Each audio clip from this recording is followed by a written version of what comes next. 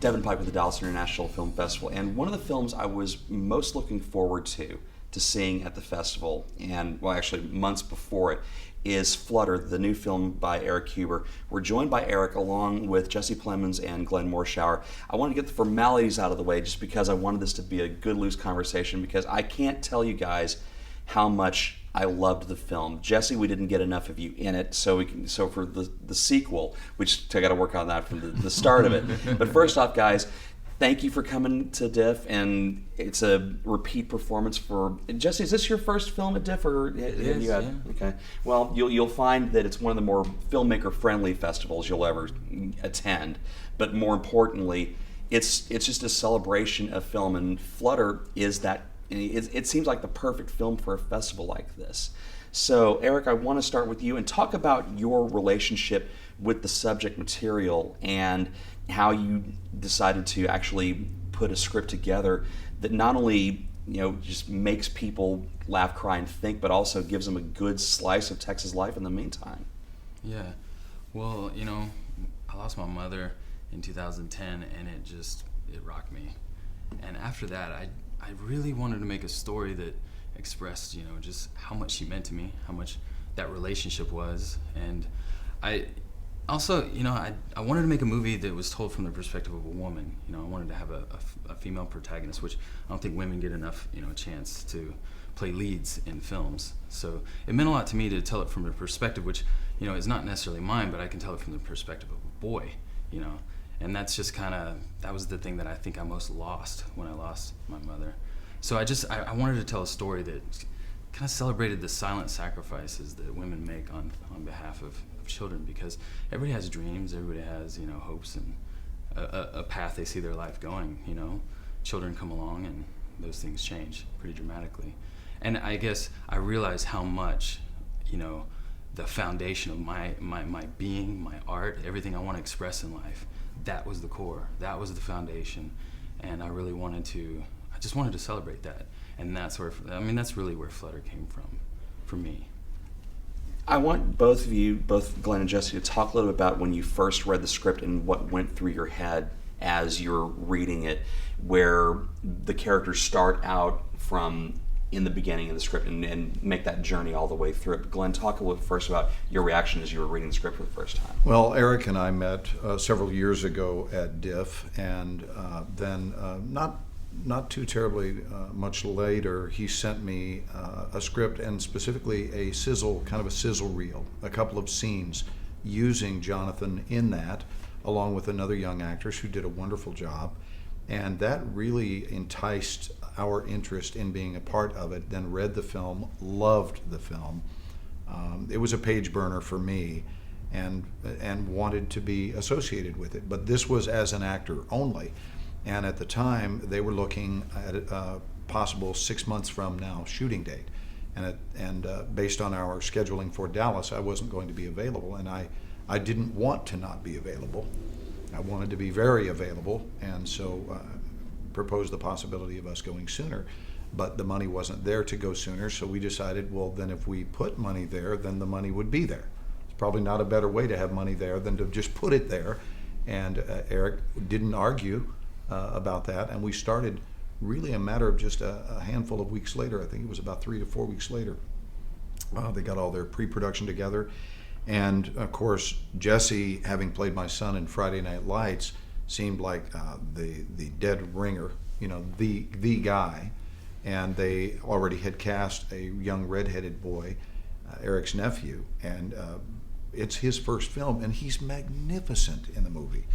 So they needed a redheaded grandfather. We've got the redheaded grandson. We need the middle piece of the puzzle. And Jesse's name came up. So, and of course, Eric's nuts about Jesse as well from Friday Night Lights. And I reached out and just plain and simply said, would you like to come play my son again? And he looked at the script and was busy at the time, but Jesse's worth waiting for. So we actually finished production of the movie. And then Jesse came down the pike a little later just to shoot his pieces, and Eric edited them in. And it just all worked beautifully. And he wound up being a collaborator with us as well, because he wrote the voiceovers with Eric for his character and just helped flush out the character. It was beautiful. The film is a very different film if Jesse's not a part of it. Thanks, Glen. It's true. Not as necessarily a sympathetic character to work with either on your part, Jesse. So as you're reading the piece, going, okay, I know that they're really interested in having me for this. What was going through your head as they were saying we really want you for it? Well, immediately when I read the script, I responded to it and really liked the fact that these lines are kind of blurred here. The only thing that is for sure in this movie is that there's a lot of love here. But then, the interesting thing to me was that from an outside perspective, if you look at this environment and you look at all of the details and don't really get to know, this woman and this son, it'd be just as easy to judge that, and especially for my character, I'm obsessed with this musician Townes Van Zandt, and for some reason it's a really interesting question, I guess, that these people that have this need to do something creative, that also have families, it's kind of just something that almost, if you look at anyone that's done anything significant or that really hits, you can also look at kind of the people they neglect to get to that place. But so I guess that's what was really interesting for me. And the first time I got the script, I was like, I can't play a dad. I'm way too young for this. But that was also an interesting... Enter facial hair. Yeah. Put on some pounds, too, I think. But more importantly, I mean, for the character, you strap on a guitar and some amazing, amazing music as well. And I don't think anybody who had seen a screening of the flick said, is that Jesse's voice? Is that him playing the guitar? And I know for a fact that it was. So it's got to be gratifying to be able to do that on screen for the first time. Well, and I'm usually pretty reluctant to cross that line, because it can turn into something that isn't authentic and it's just a device. And so that was a fun thing to try and find these few songs. One of them was a song that Eric's friend wrote, and I kind of did my own rendition. But the main song was a song that I had written like 2.5 years earlier, and I kind of didn't even think about it, and then sent it, and it was just weird how well it worked. A lot of people don't know Jesse sings. Mm-hmm. I mean, he was part of a band in Friday Night Lights, and we got to see some of that there. But I mean, this really features the gift of his musical talent and singing voice, which is tremendous. And if I may, I just want to say that as a producer, I'd like to just throw out there that everyone brought their A game. Everyone. I mean, Jesse didn't look at the size of the role and find limitation in it. He saw opportunity in it. And Lindsay Pulsifer, we couldn't have cast this role any better, and that was Eric's doing. And Charlie Halford helped us secure Lindsay because he knew her from Salt Lake City. Charlie Halford, who's 6'7" and just a creature. He's a creature that's tremendous in this film. And so everyone is so unique and different, and we weren't left wanting more of a delivery from any characters. Like, everybody brought it, and again, from a producer side, not just the actor side. But I sat there going, this is best case scenario for us. Everyone's delivering. I'm not disappointed even slightly in anybody. Let's talk a little bit about Lindsay, because she is the linchpin of the movie, obviously, but she breaks your heart so many times in the way that she drags you in on her performance. Talk about working with her, not only from a director standpoint, but also as a writer, to see her delivering those lines. Well, interestingly, we had Andy Cope, my partner, had seen her originally when she had the Oregonian. At the same time, we were playing Rainbow's End at DIF in 2011, and he told me, man, I saw this girl, really intriguing on screen. You should check her out. I think she'd be great, because I had just written Flutter, and you know, I saw her. I went and watched some of her work. I saw it was particularly the Fair-Haired Child, the Masters of Horror thing that she did, where I really saw a lot of potential in her. And she did True Blood, and you know, I was like, this girl's perfect. She's perfect, and it just felt right. There's just something that felt right, and we reached out to her, and Charlie reached out to her, and you know, she really responded to the material. She said a lot based on, you know, the director's statement, you know, that I said about my mother, and you know, the nature of the film. So, but she came in, and she was wonderful. The way that, you know, the kind of the dignity and the grace, even the ferocity that she brought to the role, and was strength necessary. too. Yeah, Very much. Yeah. And the relationship that she actually created with Jonathan was it was on screen. It was real, you know. And delivered it all in Texas heat, working with a child and with a pig. Doesn't Hitchcock say never work with children and never work with animals? You got them both in the same did scenes both. over and Believe over. me, a day and a half into the project, I was having absolute panic attacks. What was I thinking? Why did I do this? Well, if you're not having those panic attacks, then you're not making a movie. You know, I mean, working with the kid, it's amazing, and he's all into it until take 4, you know, and he doesn't. Why are we still doing this? Coverage? What's that? I did the I thing. I did nailed what you it. told me to do. 3 times.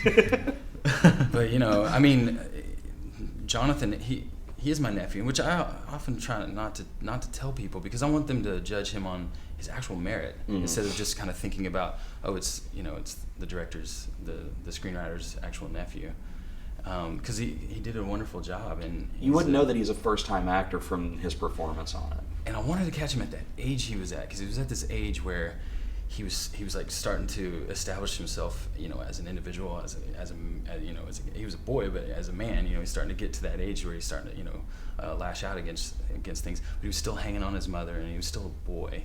And that it was just that little beautiful time where that transition period that I wanted to capture a kid in that period, and where also at that point, it's so important for what a mother's imparting to the child in terms of how much validation he has as a person, how his self-worth, all those things that only a mother can give. Or and you know, just for me, looking back, those are the greatest gifts my mother gave me, and I think Lindsay really encapsulates that in the film. She did a wonderful job. And Eric really did capture him during that window. Because now, if we try to get him to do some ADR, You will not. it sounds like this. At all. Jonathan's not going to match what it was. So he got his grandpa's voice? Is that what it is? We actually did some ADR, and I had to pitch shift it. Oh, wow. Yeah. Yeah, I can only imagine just the nightmares of that.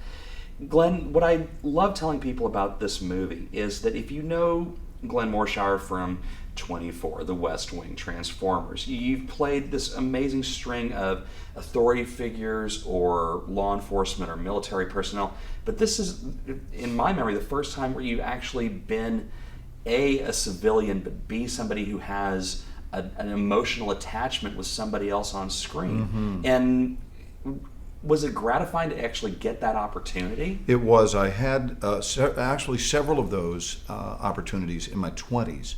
And then about 28, it all changed. And especially at 32 when I did Under Siege, that's just what people came to me with, were leadership opportunities. 75% of the time in the military, or they wanted me to play the chief of police or the town sheriff. Sometimes good old boys like us that chewed tobacco and whatever, but they still were in some kind of law enforcement or leadership position. And when I heard that all I had to do was wear jeans and a checkered shirt and be able to actually look a beautiful young woman in the eye and say, I love you, that was the deal for me. For my character, that's my favorite moment in the film for me. To be able to look at a woman and say, I love you. I usually look at people and say, you're under arrest. And I told Eric how rewarding it was to not have a uniform and not have a gun, and he was quick to point out last night that I have a gun. I had forgotten that. Oh, yeah, he of said, course. Glenn, you remember, you do hold a shotgun and fire it in the movie. I was like, darn. Well, we'll fix it in the edit. I was telling them Fix that everything, when this thing gets, say, Polish distribution or something, the cover that we're going to get back is Glenn with the gun on the... Right. Some screen cap from Transformers or something. Sure. Has nothing to do with Flutter. Just when it's sold in Times Square out of a box with 18 other bootleg DVDs. I'm curious to know in this day and age where your authentic audience. I mean, do you want this to be marketed as a family film? Do you want it marketed as a relationship drama? Do you want it marketed as a story between a mother, a boy, and his pig? It's not a movie you can encapsulate in an easy sentence to anyone. I love that that's where it sits. You know, that means a lot to me. It's a dark family drama. You know, I really hope that, I mean, I've heard it compared to films like Beasts of the Southern Wild and Winter's Bone, and that I'm incredibly flattered that it, you know, falls in that category, because it is, you know, it for me it's a broad human experience film.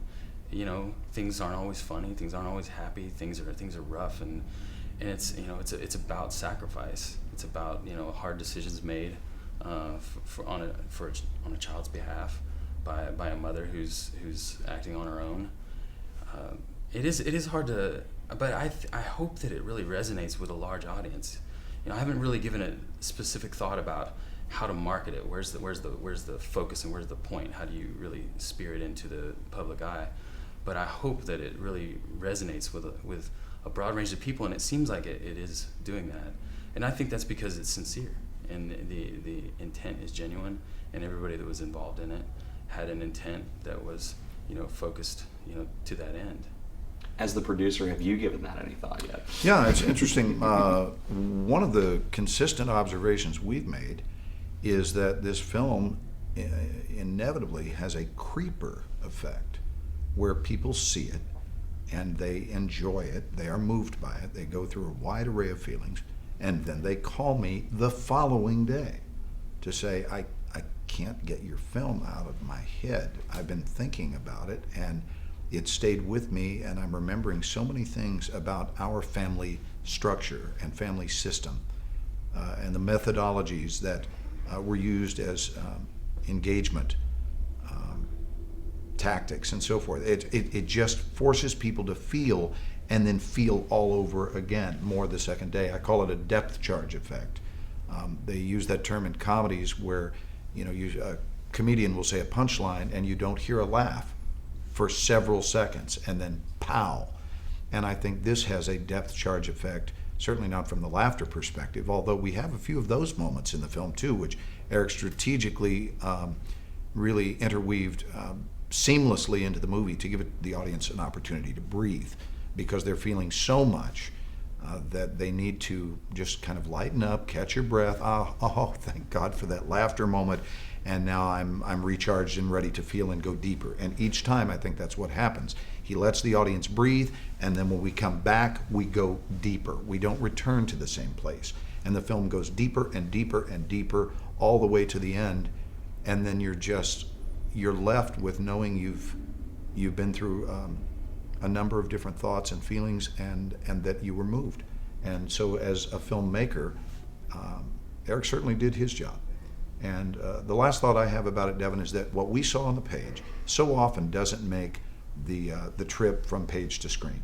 Somewhere there's something lost in the translation, and often a lot lost. In this case, nothing was lost. In fact, I think things were even gained, where what we saw we fell in love with, and that alone made it to the screen, we would have been elated. But when we read it, we didn't know people like Jesse would be involved. When I read it, I didn't know Lindsay Pulsifer would be involved. There was no Charlie Halford that we knew was going to be involved.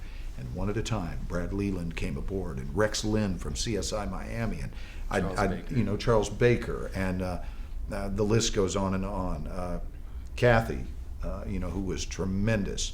Just as the pieces came one at a time, it all began to take shape, and it is even better than what we read in the script. If I can expand on that just a little, I don't like movies that just resolve clean and neat with a ribbon and a bow emotionally. I like movies that at the end of a third act, you realize you've just been watching a first act, and that the story goes on, and that you're left to introspect and to make the story yours, and to really evaluate your own relationships, your own family, your own experience with those you love, and evaluate how you treat them. What are your priorities? And that's what I think that's the effect that the movie has on people. Hopefully that's the effect it has. That was the intention, and that it seems to be doing that. I'm incredibly flattered and very grateful that Glen believed in enough to make that happen. Well, buckle in, guys, because it has the world premiere on screen tonight at Dallas International Film Festival. I am really interested to see how people react to it, and if they had the same reaction that I did and that everybody else did as well. And so thank you for making this flick. I can't talk about it enough, but we're out of time. It's like we have there's a wrap-up time for YouTube clips. There's not, but I'm going to do it anyway because these guys have other people to talk to. You can catch the premiere tonight at the Angelica, and you can find out more information. What's the film's website? Actually, we don't have a website right now, but you can find us on Facebook. We'll talk after we get done. We'll figure this out. We do have a Facebook. Yes. Check them out on Facebook. Also, you can find out more information at dallasfilm.org. Jesse, Glenn, Eric, thank you guys for bringing this film to us, and enjoy the rest of the festival. Thanks, Devin. Thank you. You bet.